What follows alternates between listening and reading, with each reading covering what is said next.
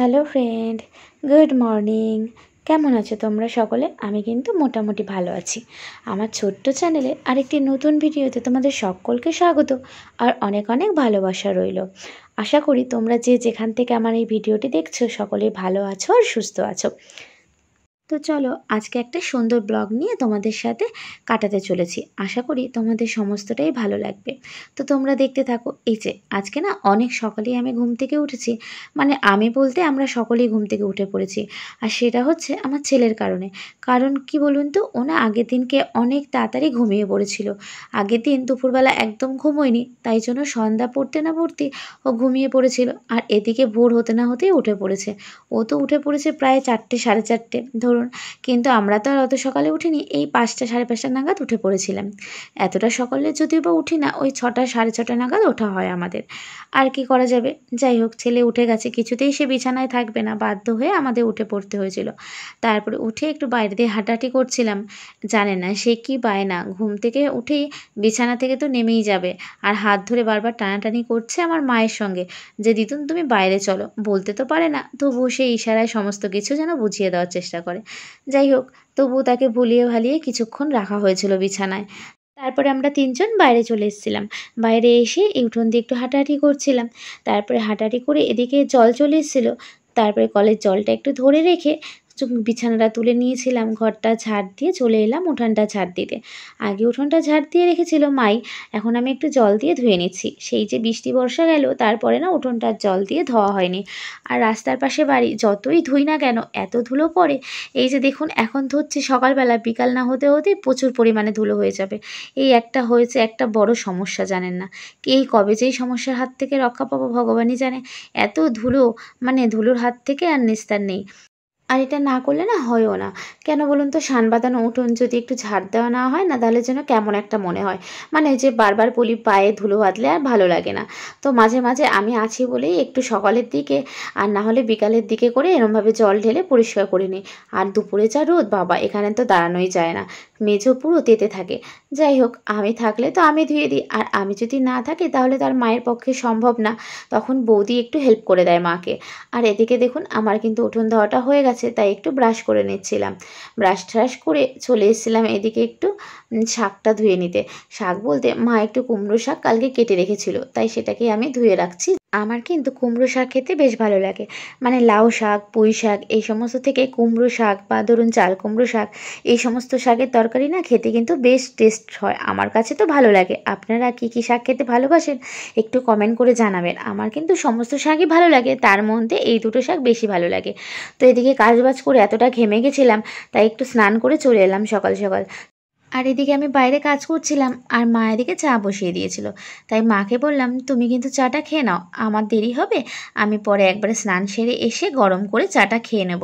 কারণ একবার কাজে শুরু করলে তখন না আর স্নান না করলে ভালো লাগে না, কারণ অনেকটা পরিমাণে ঘেমে যায়। আর চা গরম পড়েছে, এই 2 দিন আগে বৃষ্টি হলো, কে বলবে বলুন তো, মানে কি পরিমাণে গরম পড়েছে সেটা আর বলার নয়। ফ্যান ছাড়া একটু থাকলেই প্রচুর পরিমাণে ঘেমে যাচ্ছি। আর আমরা তো যেমন তেমন, বাচ্চারাই তো ঠিক থাকতে পারছে না, কি আর বলবো। যাই হোক, এর থেকে মনে হয় বৃষ্টিটাই বেশ ভালো ছিল। তো কয়েকটা জামা কাপড় ধুয়ে রেখেছিলাম, সেই জামা কাপড়গুলো একটু মেলে দিলাম। তারপরে চলে এলাম চা খেতে। চাটা তো একদম জল হয়ে গেছিলো, মানে ঠান্ডা হয়ে গেছে আর কি। তো সেটা আবার একটু গরম করে তারপরে বসে পড়লাম চাটা খেতে। চাটা আবার না আমার একটু রিল্যাক্সে না খেলে হয় না, আশা করি সবার ক্ষেত্রে সেই একটাই নিয়ম। কারণ চা জিনিসটাই এমন, একটু রিল্যাক্স করে না খেলে না ভালো লাগে না। তো সেটাই একটু মজা করে চাটা খাচ্ছিলাম। চাটা খেয়ে এদিকে চলে এলাম কচু কাটতে। এটা কি কচু জানেন? মান কচু। কারা কারা খেতে ভালোবাসেন একটু বলবেন তো। সেই কচুটাকে না ভালো করে একটুখানি কুচিয়ে নিচ্ছি, কারণ এটা দিয়ে তরকারি খাওয়া তো কোনো মতেই সম্ভব না। কারণ এখন তো বর্ষার কচু, আর বর্ষার কচু যদি তরকারি খেতে হয় তাহলে কিন্তু গলা চুলকায়। এই জন্য মা বললো তরকারি খেয়ে লাভ নেই, একটু ভালো করে সিদ্ধ করে নে কচুটা। তাই ভালো করে কুচিয়ে এই যে একদম গরম জল করে তার মধ্যে কচুটাকে ভালো করে সিদ্ধ করে নিয়ে নুন হলুদ দিয়েছি, দিয়ে সিদ্ধ করে এই যে নামিয়ে নিলাম। এটা ঠান্ডা হয়ে যাবে, তারপর এটাকে না ভাজা হবে। কি দিয়ে? আমরা কিন্তু কালো জিরে শুকনো লঙ্কা ফোড়ন দিয়ে ভালো করে ভাজি, একটু বেশি করে তেল দিয়ে। দিয়ে। আর ঝাল ঝাল করে রান্না করতে হবে, তাহলে কিন্তু বেশ ভালো লাগবে। যদিও বা আমি রান্না করব না, কারণ রান্নার দায়িত্ব এখন বৌদির, তো রান্নাটা বৌদি এখন করে। আর এদিকে চলে এলাম আমি ঘরের কাজ করতে। এই দেখুন, এই জিনিসটা না আমার ছেলেটা ফেলে দিয়েছে। এটা হচ্ছে ওই গান টান চলে আর কি, বক্স টাইপের, মা এনেছিল ঠাকুর ঘরের জন্য। এই কীর্তন টীর্তন শুনবে, কিন্তু সেই ছেলেটা আমার এটা ফেলে দিয়েছে, যার জন্য না এখন ঠিক মতন বাজনাও হচ্ছে না। আর এদিকে তো মা খেয়ে দিয়ে অফিস চলে গেছে, আর তারপরে আমি টুকটুক করে কাজ করছিলাম। তার মধ্যে এসে দেখি ছেলে আমার ঘুম থেকে উঠে গেছে। তো ওকে ঘুম থেকে তুলে দিলাম, তুলে তারপরে যে লেবুটা নিয়ে এসেছি ওটাকে কেটে একটু রস করে ওকে দেবো, খেয়ে নেবে। কারণ এই লেবুটা না কয়েকদিন ধরেই ঘরে পড়ে রয়েছে, মাঝখানে একটু ঠান্ডা লেগেছিলো বলে লেবুটা ওকে আর খাওয়াইনি। কারণ ঠান্ডার সময় নাকি লেবু খাওয়ালে নাকি আরও বেশি ঠান্ডাটা লেগে যায়।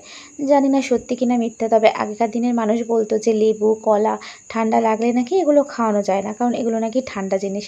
তো এই জন্য খাওয়াইনি, ফ্রিজেই ছিল। আজকে ভাবলাম একটু বের করে ওকে খাইয়ে দিই।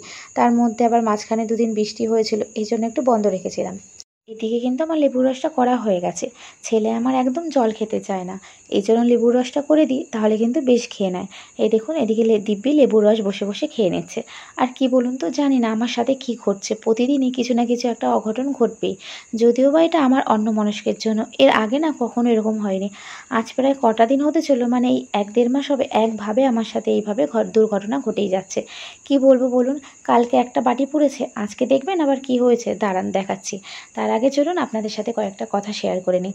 এখন অনেকটা বেলা হয়ে গেছে, তাই ছেলেটাকে যে লেবুর রসটা খাইয়ে ওকে কিন্তু স্নান করানো, ঘুম পাড়ানো, খাওয়ানো এগুলোই রয়েছে।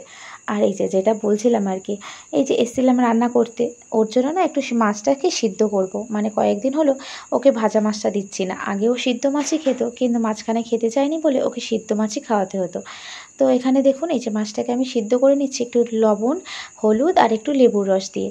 সিদ্ধ করতে করতে ছেলেটা কিন্তু আমাকে একটু ডাকছিল, ওর কাছে যেতে না যেতেই তখন এই যে দেখুন কি অবস্থা, প্রায় বাটিটা আমার পুড়েই যাচ্ছিল কি বলবো, পুড়েই গেছে। দেখেছেন কি অবস্থা। বাটিটাকে আমি পরে জল দিয়ে ভিজিয়ে রেখেছি, আর সঙ্গে সঙ্গে এসে মাছটা আমি একটু ওপর থেকে তুলে রেখেছি।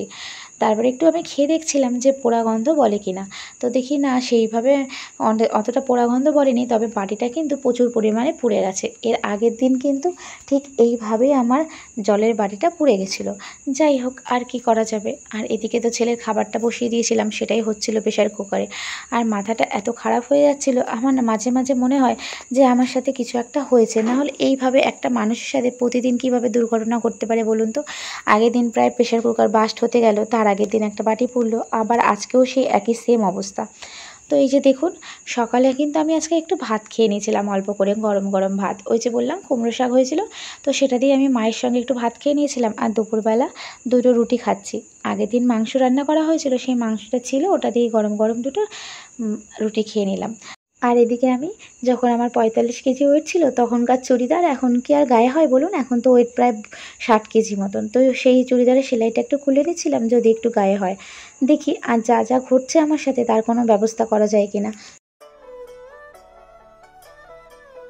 এখন থেকে আর এত অন্যমনস্ক হলে চলবে না, মনটাকে না একটু সচেতন রাখতে হবে, না হলে না জানি কবে বড় দুর্ঘটনা ঘটে যাবে। যাই হোক, আজকে মা বাড়ি আসলে সমস্তটাই বলতে হবে, এতদিন তো সবটা লুকিয়ে রেখেছিলাম। মাকে না বললে কখন হয়তো আবার কি বিপদে পড়বো তার ঠিক নেই।